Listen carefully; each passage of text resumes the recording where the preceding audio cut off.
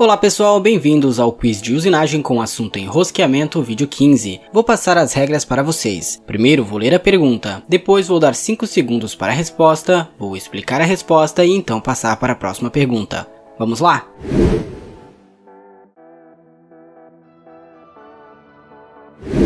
Pergunta número 1. Como manter o corte concordante no fresamento de rosca interno?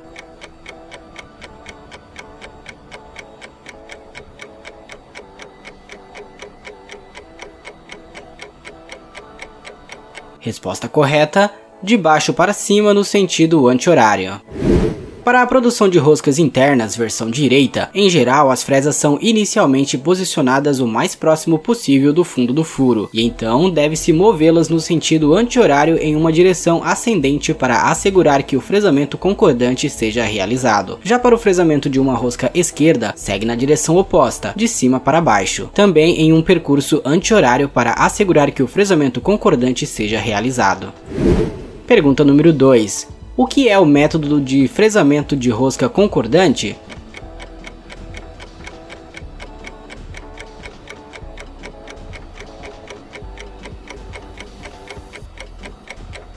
Resposta correta, quando a fresa avança na direção da rotação. O fresamento concordante é quando a fresa avança na direção da rotação. O fresamento concordante é o método sempre recomendado quando a máquina, a fixação e a peça permitem. Com seu uso, a espessura dos cavacos diminui, desde o início do corte até chegar a zero no final, o que para o atrito e a queima da aresta contra a superfície antes de entrar no corte. Pergunta número 3. O que é o método de fresamento de rosca discordante?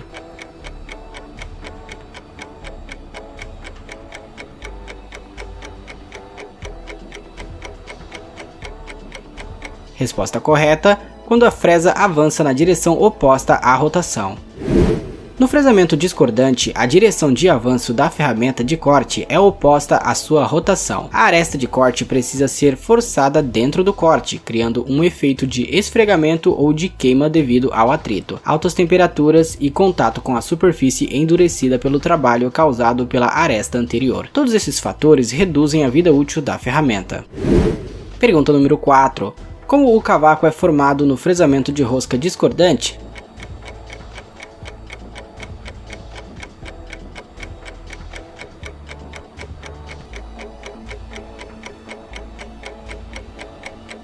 Resposta correta, espesso na saída.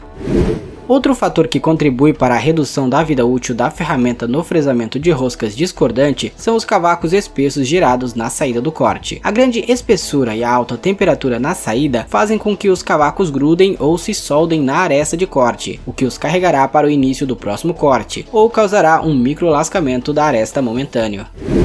Pergunta número 5. Como deve ser a entrada da fresa no fresamento de roscas?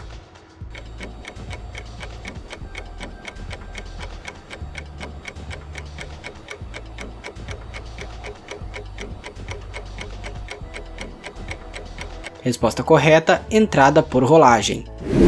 A entrada para dentro do corte deve ser feita cuidadosamente durante o fresamento circular ou a usinagem em rampa circular. Isto pode ser feito ao utilizar um círculo extra, o que resulta em contato lento dentro do material. Para cada quarto de rotação durante a entrada no corte, o passo deve ser dividido em 4. As entradas suaves no corte também são essenciais para evitar a vibração e aumentar a vida útil da ferramenta. Pergunta número 6. Como o avanço afeta a qualidade das roscas no fresamento de roscas?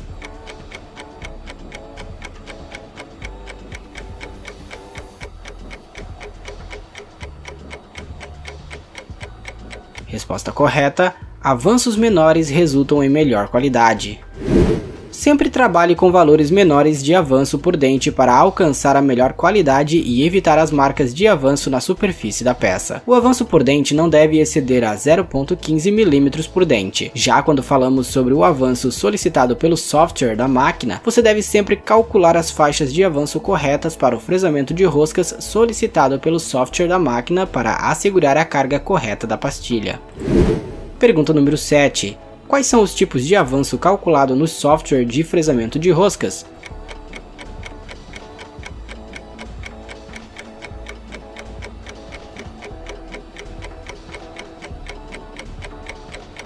Resposta correta, periférico e central.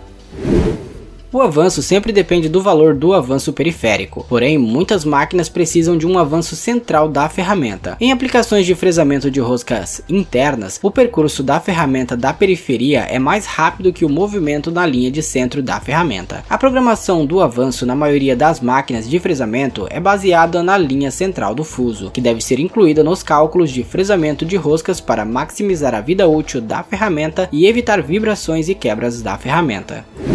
Pergunta número 8. Por que é importante usar vários passes no fresamento de roscas?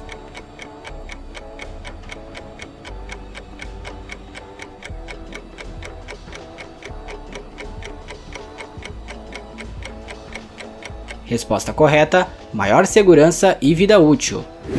Separar a operação de fresamento de roscas em vários passes obtém passes de roscas maiores e melhora a segurança contra a quebra da ferramenta em materiais difíceis. O fresamento de roscas com vários passes também melhora a tolerância da rosca devido à deflexão reduzida da ferramenta. Isto fornece maior segurança em longos balanços e condições instáveis. Use sempre 2 ou mais passes quando fresar roscas em materiais endurecidos e difíceis.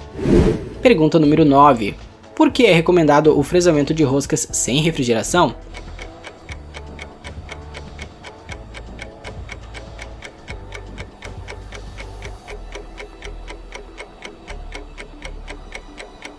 Resposta correta: variação de temperatura. A usinagem sem refrigeração é sempre recomendada porque o fluido de corte realça as variações da temperatura na entrada e na saída, criando trincas térmicas. O fluido de corte pode ser benéfico durante o acabamento em aços inoxidáveis, alumínios, usinagem de HRSA ou de ferros fundidos, para reduzir a poeira tóxica. Porém, é mais vantajoso escoar os cavacos usando o ar comprimido. Pergunta número 10. Em qual fresamento de rosca pode-se aplicar maiores velocidades de corte?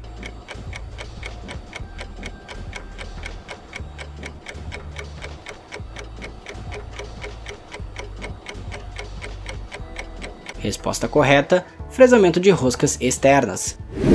Em aplicações de fresamento de roscas internas, a profundidade de corte aumenta em relação ao corte reto, o que reduz o efeito do afinamento dos cavacos. Nas roscas externas, a profundidade radial se torna muito menor e é possível usar velocidade de corte mais alta. O ângulo de posição para o raio de ponta é 90 graus. Como esta é a parte mais sensível da pastilha, os cálculos da espessura efetiva de corte devem ser feitos usando o ângulo de posição de 90 graus. No trabalho em materiais de difícil usinagem, é recomendado usinar a rosca em 2 ou 3 passos. Este foi o vídeo de hoje, obrigado por assistir até aqui, não se esqueça de curtir, compartilhar, de comentar e também de se inscrever no canal. Eu sou Jonathan Venâncio e você assistiu a mais um vídeo no canal O Mundo de Ferro.